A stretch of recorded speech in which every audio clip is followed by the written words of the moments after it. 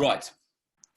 Good evening, everybody. Thank you for joining us. It's Wellbeing Wednesday, and you're with me, James. I am the General Manager of the Event Marketing Association, and I'm a wellbeing consultant and a coach. And today I am joined by the wonderful Ken Kelling, who is Hi, James. also a coach, a purpose coach, and as some of you may have just heard while we're chatting, a climate coach who's been studying to be a climate coach, which we may try and talk about briefly at the end. And today we're discussing purpose, and what it is really. Something that massively interests me, because a couple of years ago I was guided. I don't know if I told you this, Ken, but I was guided by someone through a process that helped me find my purpose, and that has literally changed my outlook on how I guess how I view the world, how I do things, and how I plan ahead. So anyway, I'm gonna let you just say a bit more about you, and then we'll just have a chat. Really, I would encourage anyone who is watching or listening to please feel free to use the chat function or the Q&A function. Please feel free to ask questions, and we will happily have a go answering them. So Ken, tell us a bit more about you. Okay, cool. So yeah, like you say, James, I'm a life coach, and my DNA, I guess, in terms of working with people is around helping them to find their sense of purpose. My life coaching company is called Sense of Purpose, and it's always been an important idea for me. It's always been an important thing. But going back a little bit, my background is in events and communications. That was my kind of corporate career. And there was a pivotal moment for me in all of this when I was working on the Olympics in 2012. I ran the torch relay in London. It was an epic event and an epic time. But what happens with the Olympics is when it's over, you're basically kicked out. It's like, thanks very much. Thanks very much. Off you go. And and some people join the Olympic circus and kind of go around the world, following different Olympic games. But I didn't want to do that. So I had a kind of time of reflection and kind of an opportunity to kind of just pause and think a little bit. And that's kind of how my journey started to life coaching. But I was also interested in just having a bit of reflection about what motivates me, what do I find fulfilling, what gives me meaning. So although I wasn't earning much money, I was getting a really good opportunity to kind of think, much the same like you were saying about kind of going through a process.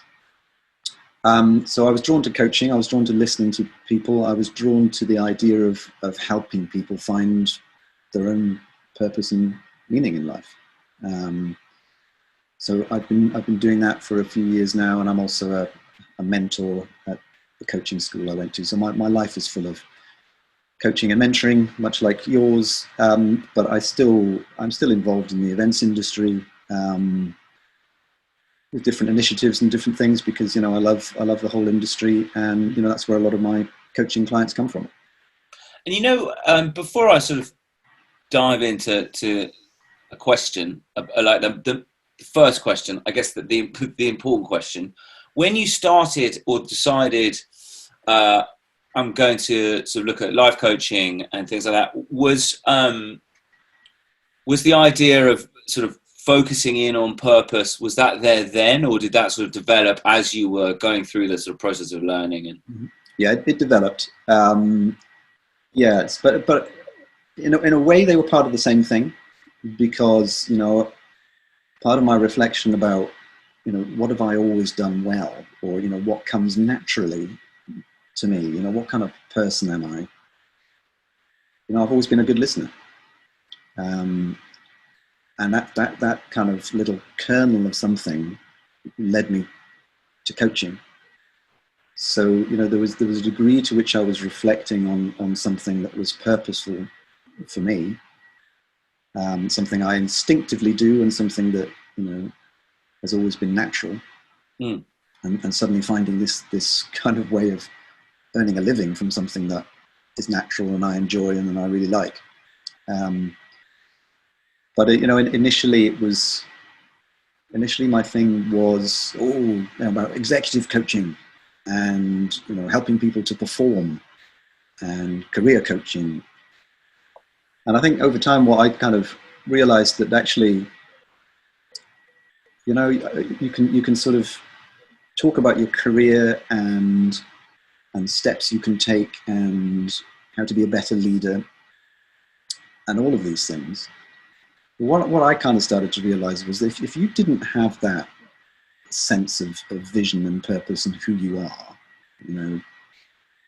that you were never going to be fulfilled by any job or anything. You're always going to have that slightly empty feeling and be stressed and potentially not enjoy your work. So for me, the process was, okay, there's something deeper in all of us that we kind of need to sort out first, and then look at, okay, this is who I am and who I want to be and who I want to serve. How do I find some work or a job that fits with that?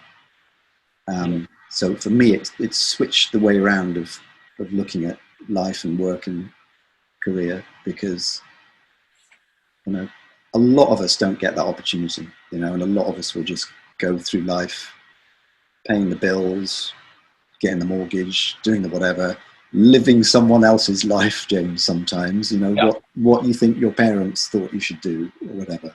And don't get the opportunity to think, actually, what do I really want to achieve in the short time that I've got on this planet? And once people do, opportunities open up and life becomes much more fulfilling. I think that's, and you raise a really interesting point about looking deeper. I think, ultimately coaching and whatever it's labeled as, I go around saying, I'm a wellbeing consultant, which is essentially a life coach. But, also I coach people in recovery from addiction and eating disorders. But ultimately, the skill set's the same in many ways. And career coaching, it's a lot of the questions that one would ask and the discussions you have, they're all very similar across the board, really. Things might be tailored for the level that one is at. But I think looking deeper, we've talked about this before, I think that's really important. And in terms of sort of workplace well-being, I've not even asked you my first question. Look, we're already into workplace well-being. But aligning with your values. So if the company you work for, if their values don't necessarily align with your values, that, as you say, you can have that sort of, that feeling of, it's not, a lack of contentment, I think, which can, for some, actually end up be quite damaging. And hence why this whole concept of purpose, finding purpose, working out what your values are, is actually really important. And so ultimately, first question, what is purpose? Yeah, big question. And this idea of purpose has been around for as long as human beings have been around. It's programmed in our brains. Really, is to look for meaning.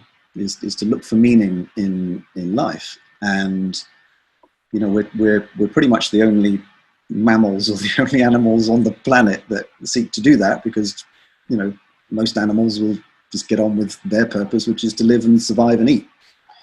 But we also have this, the front part of our brain, which is all about looking for logic and looking for meaning and making meaning of our lives, because we're self-conscious beings. So it's programmed in here. But what it means is really individual. What it means to you is not going to be the same as it means to me.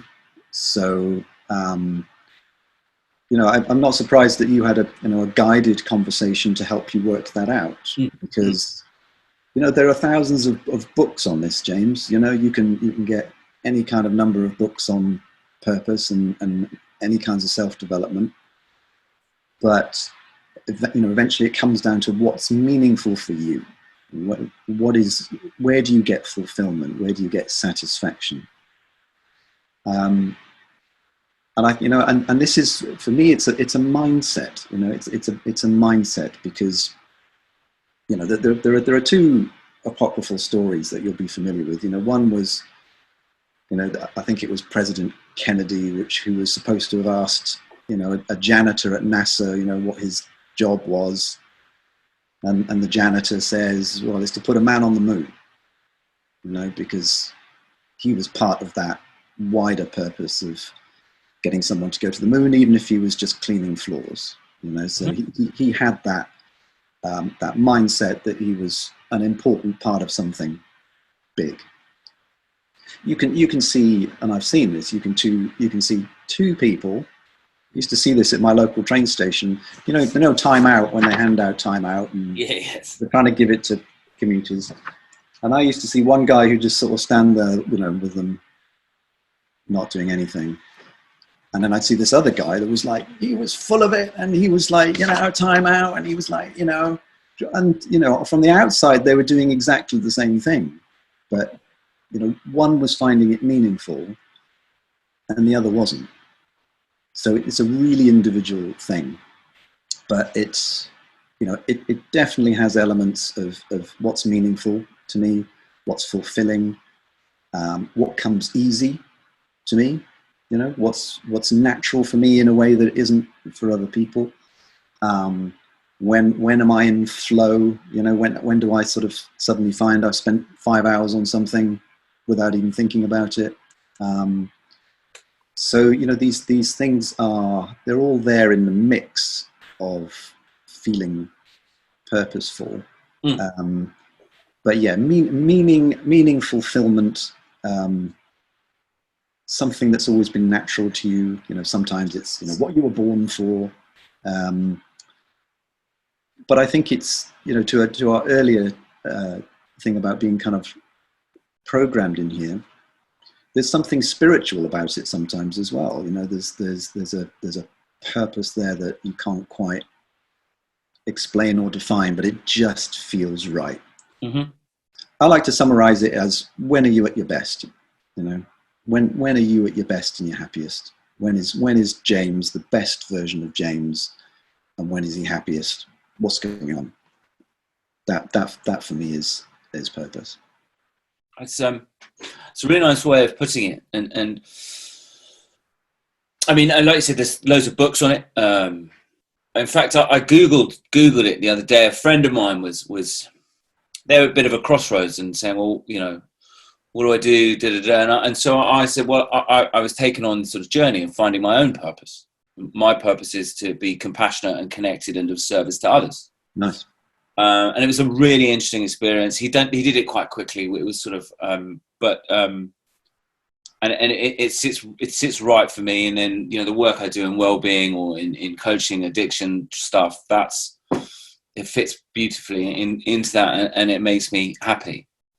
But trying to find that particular method that this chap used was very difficult, because there's a few methods, aren't there, in terms of finding it, and I guess there's slightly different definitions. I mentioned when we were a little bit earlier about sort of values in terms of a workplace, and how do one's values tie into the whole concept of purpose? Oh, it's really important. I mean, that's that's in a way, if you are trying to figure this out, then mining your values, your highest values, the things that are most important to you, is absolutely essential, because it's those values and your highest beliefs that are actually subconsciously driving your behavior, whether you understand that or not. And we're much more attached to those values than we often give ourselves credit for. So, a great example of that would be, it could be something at work, it could be something that's going on, and you just don't feel comfortable, you don't feel right, or something's just not, it's because, you know, somewhere higher, it's clashing with your values and your beliefs and those deeply held higher things that aren't kind of quite right for you. So yeah, exploring what your values are is absolutely fundamental to kind of getting to grips with what you think your purpose is. And the other great way of looking at it is, and this is where a guided conversation is helpful, is kind of just thinking of stories from your past, you know, and just sort of getting like 10 stories, you know, about throughout your life, you know, whatever age, when did you most feel fulfilled, you know, and that there will start to be some consistency on that, you know, whether you were a teenager or, you know, where you are now, that there will be a thread, there will be something that links those things. So exploring those stories is really great as well. And again, you can't get that from books. You know, you can't get that really individual exploration from simply reading a book. It has to be something that produces something tangible from your experience and from your memory, and that you can talk about, you know, because, you know, sometimes we don't even have the words yeah. for how you feel about something. And it's, you know, so it requires that kind of level of conversation that brings that out, you know. And when I say to people, for example, they're telling me a story, I will say something like, you know, what was important about that for you? And Right. sometimes that flummoxes people because they've never really thought about it. Proper self-reflection. Yeah, and people then sort of link into those values. Well, it was really important to me because, you know, I really value X, Y, Z. You know, I really value being patient. I really value helping other people. You know, these are really core things for me. So exploring that will start to get to those values and those words that are going to hit you in here. Yeah. Yeah, that's really me. Right. And is there, in terms of, I mean, like I said, for me, it was going through a guided process. But is there anything, any sort of materials, resource materials that people can, or reference materials that people can go to just to give themselves, sort of get them on that right track, in that right vein of thinking, so they can at least try and explore, that you use a nice phrase, mining their values, trying to see what are the key values for them.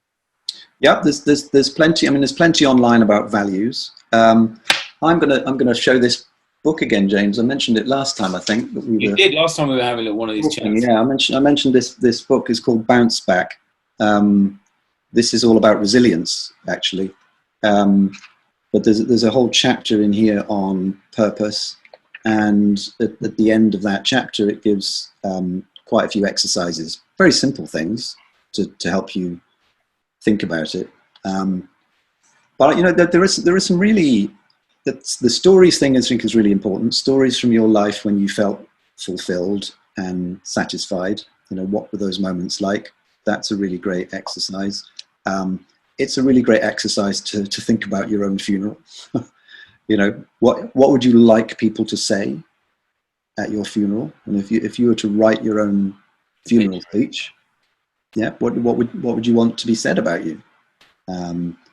That's quite an easy thing to do. Well, it gets you thinking anyway, but it's simple. I sometimes ask people, you know, what kind of superhero would you be? You know, what would be your special power? You know, what would you do, and how would you help people? I would want all of them, just to put that out there. But sometimes, you know, a gut reaction to that kind of idea, you know, and for me, there's always questions about serving others, because, you know, that's when our purpose will mainly come into play. Is about how we serve other people, and that's also how we get most of our kind of satisfaction from serving others. You know, it's instinctive. And I'm just thinking, sort of like, there will be people out there, especially I'm thinking about sort of the younger version of me, who I used to be very, very closed-minded, and anything that was remotely sort of the idea of any sort of spiritual concept, anything like that, was just like, well, that's rubbish, right? And I guess so to those that are more closed off to exploring these things, the sort of looking inwards, why does sort of looking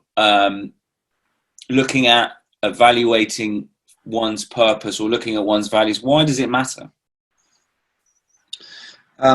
Okay, so I think there are three. I think there are three parts to that. I think purpose matters first of all in business, and we've seen that particularly in the last decade or so. You'll have heard of Simon Sinek's book on why. A real examination of businesses from a point of view of what's their purpose. Why do they exist? Not just what do they produce, but why do they do what they do?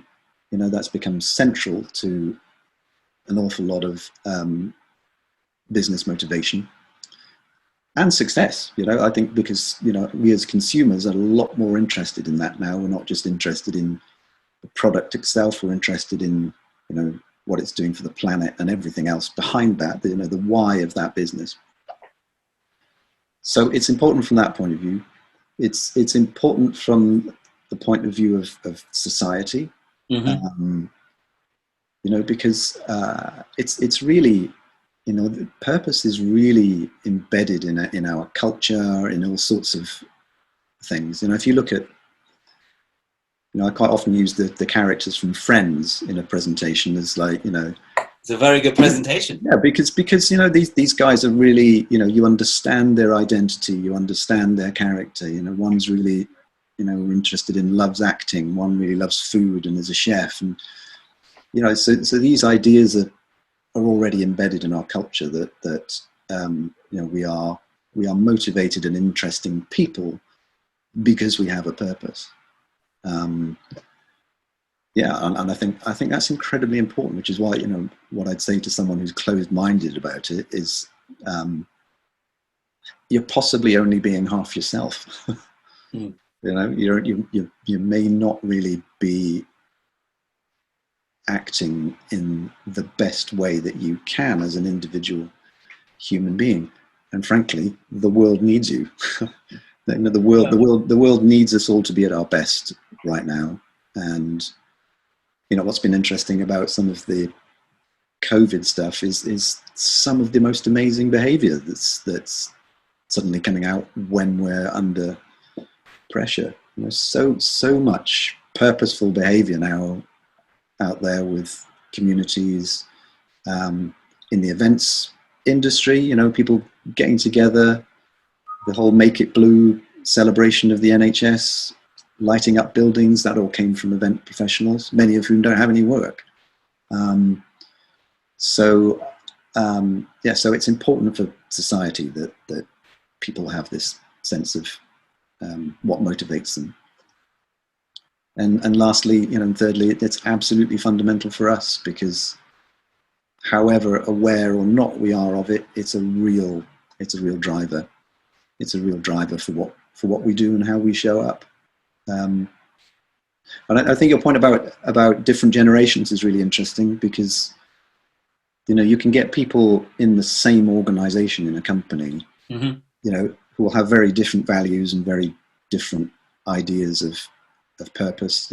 Some people at the older end of the spectrum will be people who think, you go to a job, you get paid, you go home, you pay your mortgage, and you retire. That's what life is. And then other people we've seen, at the younger age, who want to make a difference, who want to save the planet, who want to, feel like what they do has a real impact, not just for themselves, but for everything they care about. Yeah. And sometimes those things can be a bit of tension in an organization where those values clash. So from that point of view, it's important as well that everybody's aware of what people's values are if they're to get on and work together. And what would you say to those? I mean, potentially, if one is sort of looking at their values, reevaluating, with that self-reflection, which I think is a really powerful thing, that sort of self-inventory, and as you say, looking at what's been good for you, what's not worked for you, and then looking at what your purpose is. I mean, potentially for some in the life that they're living, that could be opening a can of worms in terms of really creating a crossroads, which can potentially be quite uncomfortable and frightening. And, yep. and how would you sort of approach someone who's sort of in that, they've sort of opened a can of worms? I mean, ultimately, from my own experience, follow your heart, because I think that ultimately it's going to be okay, whatever okay looks like. Yeah. But that's a frightening place to be for some. If you're sort of senior corporate event professional, and you've done some work and gone, right, actually this is what's important to me. This is what matters, and this is my purpose. But hold on, that's a whole life change. Yeah. How would you? I don't know. What would you say to that person? Just guide them through it. Help them through it. We all. I work with a lot of people who are, sitting with some tensions. Sitting with some tensions that are, on the one hand, I need to pay the mortgage and I need to do this, that, and the other. On the other hand, but I hate my job. And then I've got this thing over here, which is, to be a yoga teacher or to do whatever it is, that's always been my dream. And that's, people sit there with tension. The thing to kind of explore in that is really about fear. It's about the fears that might be holding you back. And there will be fears, there will be beliefs rather than truths. Yep. There will be assumptions. God, if I give up my job, I'll never work again. And we can catastrophize really quickly. We can go from reducing the hours in our job straight through to being homeless and on the streets. Yeah. Really, really quickly in our minds. So. It's about recognizing those fears, sometimes calling them out, saying, is that actually true? Or is that just a belief that you've got? Looking for the evidence. Yeah, what evidence you got? And, usually there at the end of this, there is there's a goal, there's a prize, there's something to be gained. And quite often, that idea is freedom. Yeah. That idea is freedom, and there usually comes a tipping point at which worrying about money, finances, all sorts of other things versus being free just tips the other way. I don't earn as much money as I used to, James. I don't earn as much as I would have done in a corporate job, and I have had my own kind of balancing act with that whole thing, but I have never felt freer in my life than I do now. And that at some point overtook and became the thing that I valued more and that I wanted more. So it's about being gentle in ourselves, but it's also just looking at what those fears or those beliefs might be that are holding us back, because usually that's what's going on. And it's not about money. It's not about never working again. It's not about what people will think. It's nearly always a belief about yourself that's holding you back somehow. So that's what we're looking to unlock. Okay, that's really, really, I think you put that very eloquently. Now, we've had a question come in, Ken, that I think is a really, really interesting question. So I'm gonna throw this to you. So those people at the older end of the spectrum and who think values are fluffy, who are at board level in organizations, how do we change their mindset around the importance of purpose? Yeah, good question. And, you know, for me, this plays out in something we were talking about earlier. So just to explain what we were talking about earlier, one thing I've done today is set up a group about climate change, because that's a big thing for me, and climate change for event professionals. Because my interest in that is pretty much this. It's where you've got people with different values. I think that can be a real sticking point for something like dealing with climate change, because, you know, one of the big topics in there is, you know, profit. Heads of organizations, heads of companies are really, really interested in, quite often interested in profit rather than the planet. You know, and that those value sets can be very different in an organization. And I think this is going to play out a lot in the next 5 to 10 years, because as climate change and sustainability starts to become a real pressure, and we're talking now about being in a climate emergency, I can see that we've got a lot of young people, millennials, and a lot of people for whom this is a really important thing, and a lot of the old guard who may be in denial about it or still can't quite see the whole thing. So I think this is a big conversation, and I think the point that's been made is a big conversation. So what can be done about it? Well, send all those senior executives to a life coach and let's see if we can sort them out. Might be one thing, but, you know, the thing that's coming up for me in this is, you know, what's in our own control. What can we control? And if we can't control someone else and we can't control their values, then we need to focus on what we control in our own selves. So, you know, speaking up about your values, speaking up about what's important for you, living to those values as a model, or as much as you can. These are all things that are within our control. And, you know, just continuing to live to your own values and to talk about them. I mean, the thing, you know, one of the sort of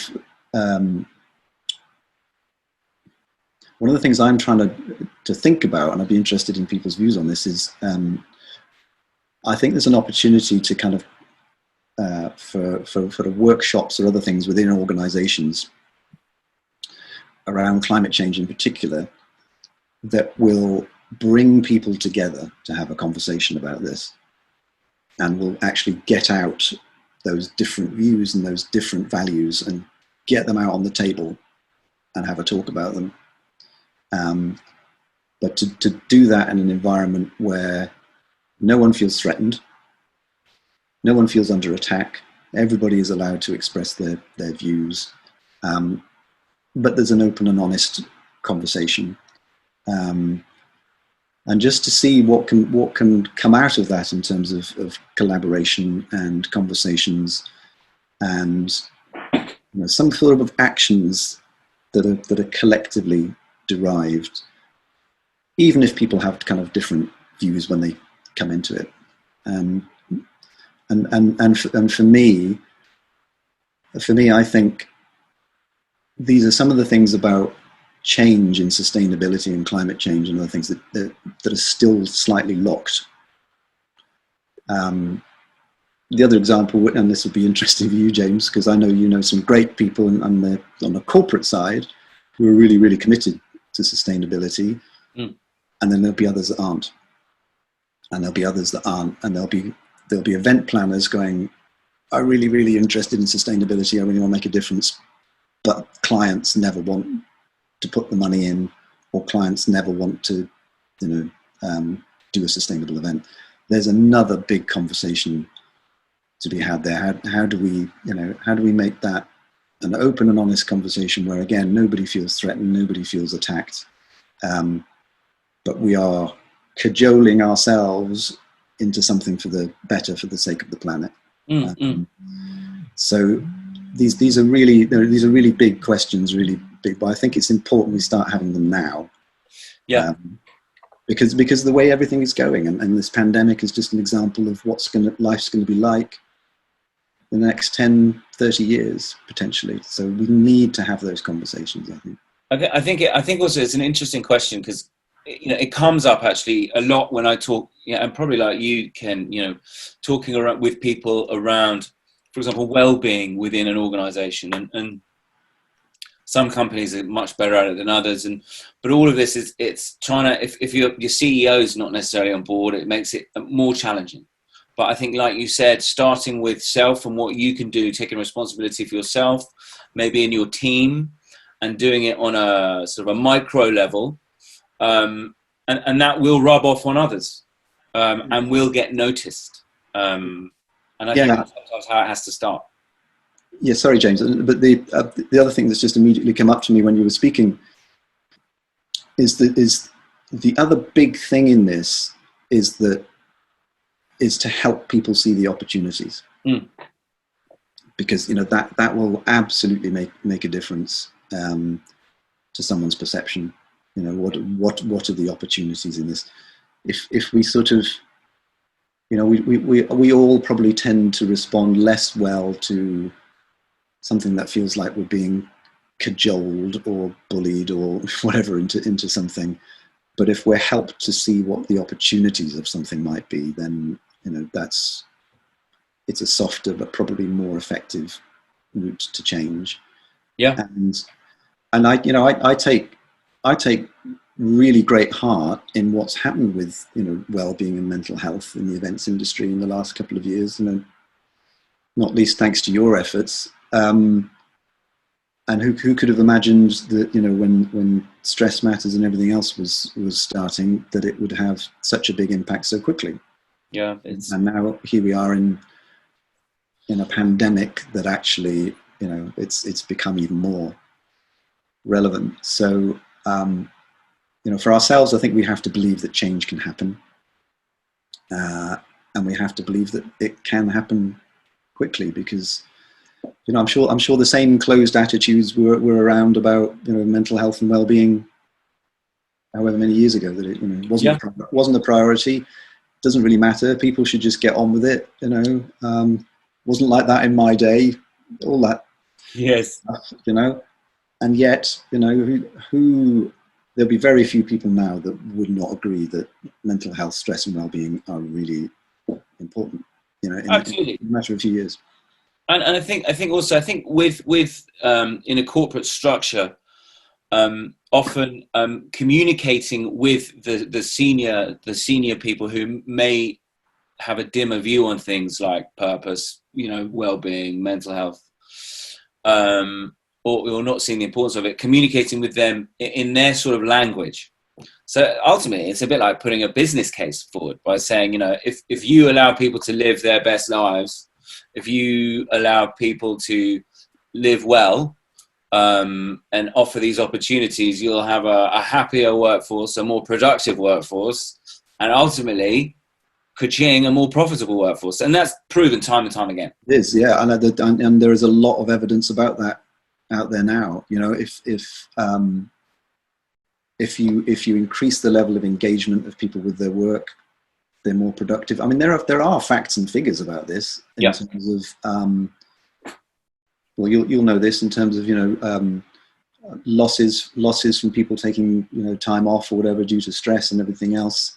So, you know, the engagement of people in their company, it affects the bottom line. I think that's the big message, isn't it? I think the average figure, Ken, sorry to go over, the average figure has gone over £1,100 per employer, per employee, per year for sort of poor mental health. That's the cost to the business. Yeah, massive. It's huge. I mean, it's in the billions of pounds to the economy. That's the language, isn't it? Because, you know, where someone uses a word like fluffy, and of course they do, you know, where someone is using that word, you've got a whole barrage of bottom line ROI facts and figures that just knock that out the way, because it's not about being fluffy. It's about being effective and having a business that's profitable. Yeah. So yeah, it's shifting language around that as well, I guess. Yeah, I think so. Now, we are coming towards the end of our time. I can't believe it. You and I could chat about this all day, and all night. But one question, I suppose we've covered it a bit, but to someone who's interested in this and going, actually, well, I want some of this purpose malarkey. I just believe I said that word. That's what it's known as, yes, purpose on malarkey. Record. Well, how does someone find it? Where do they start? Where do they start the process? Well, they reach out to me. And if they reach out to me, I'll reach out to me first and foremost. If they're not going to do that for whatever reason, the first thing I would say is you need to give it time, because doing this on top of everything else that's going on in your life and all the rest of it is quite hard. So you need to find some way of getting yourself some space and an opportunity for some clear thinking, first of all. So that's the first thing. The second thing is, if you are going to do this on your own, really kind of dig deep back into different times in your life where you felt fulfilled and satisfied. And those are the key words that I keep coming up with people when I'm doing this in a guided way. What was fulfilling about it? What was satisfying about it? And then start to look for what are the common themes in that? What are the things that have always been important to me? What are the things that, when I think about being my best self, these are the situations, these are the values that I'm putting into practice, and this is how I'm serving people. This is how I bring my best self to others. And if you can start that process and see what comes up to you, it's going to start to perhaps get your wheels turning and your cogs thinking a little bit, and you can take it from there. And and the other thing I would say is, don't think too much up here all the time, because purpose and meaning and stuff is going to come from in here, or in your gut or some other part of your body. So see what you can do to just follow where that intuition is coming from. And if you're feeling something in here, usually it's true. Usually it's got some meaning to it. And again, if we allow ourselves the space to kind of feel that, we may just get slightly out of our heads, because the problem with our heads is that they're always going to come up with some other rubbish and some other negative talk and some other reasons why you can't do something, or why you'll never be any good at something, or whatever. And all the rubbish that we have going around in our heads. There's a lot of noise, isn't there? A lot of noise. There's a lot of everything that your teachers told you when you were 5, what your parents used to tell you, what people would say you weren't any good at, or one person said you weren't any good at this and therefore you believe it and have always believed it. So, your thinking and your head can sometimes be a bit misleading. So try and look for stuff that happens here as well. Okay, that's great. Ken, thank you so much. We have run out of time. Now, Ken, if people want to find out more info on you, how do they do that? Either look me up on LinkedIn, Ken Kelling on LinkedIn, because I post stuff on there as well. So even if people don't get in touch with me, then they might find some of that stuff interesting. If you email me, I'd love to hear from people directly. It's ken@senseofpurpose.co.uk. ken@senseofpurpose.co.uk. Love to hear from people. Cool. Thank you, Ken. And thank you for everyone who joined us today. I will be putting out this as a video. My editing skills are getting better. And in fact, if you want to rewatch it, Ken's email will appear on the screen by the wonders of technology.